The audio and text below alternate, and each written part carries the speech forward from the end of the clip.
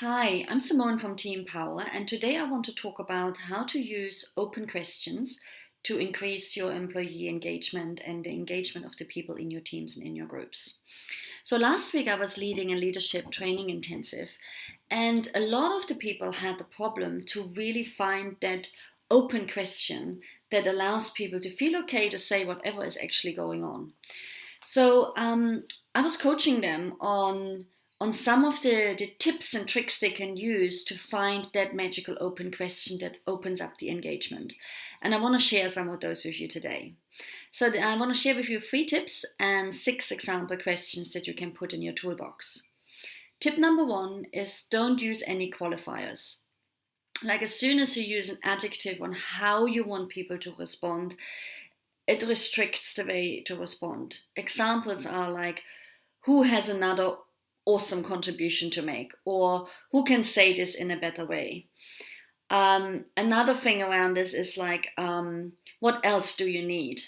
Like, no one really wants to be needy, so need is quite a qualifying word as well. It's like, I don't contribute because I need something, it's because I'm part of this team and I want to contribute and you're asking me.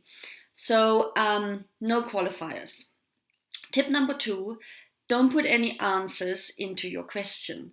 Now, I know as facilitators and as leaders, we feel responsible for the content, but it doesn't increase all the time engagement if you put answers already into your question and people feel like, yeah, whatever, I know what you want me to say. They don't really feel, able to contribute in the way they really want to.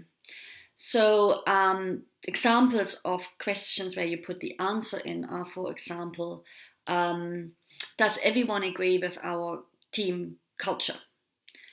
Does everyone feel complete? Do you want to go to the beach or to the forest for our team outing? Can you see it's like they're questions, they just close people down and think, yeah, whatever, yes or no. You're not even interested in what I have to say. So no answers in your questions. Tip number 3, use words they start with a W or with an H at the beginning of your sentence. That's a really easy clue to remember. And these are basically our question words. Use what, why, how, when, etc. And then just keep it short. And that gives you a good indication of a really open question. So here are some examples of open questions. What do you like to share? How do you feel about the subject? What do you think? What's next? What else do we need to say? How shall we complete? What do you want to do? So you see, can you feel the difference of these questions? I mean, you as a leader, when you say them, it will feel at the beginning a bit like I'm out of control because I don't know what answer am I going to get and how am I going to squeeze that into the time frame I have.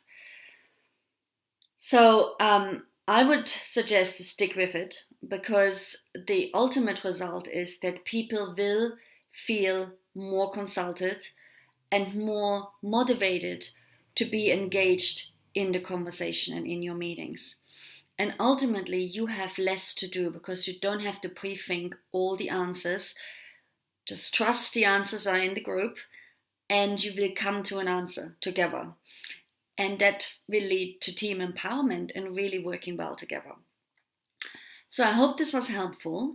Why don't you pop one of your gold pieces of this video down into the comments and we can start a conversation. And if you have any questions, just put them down in the comments as well. And I hope you have a really great day and I see you next time.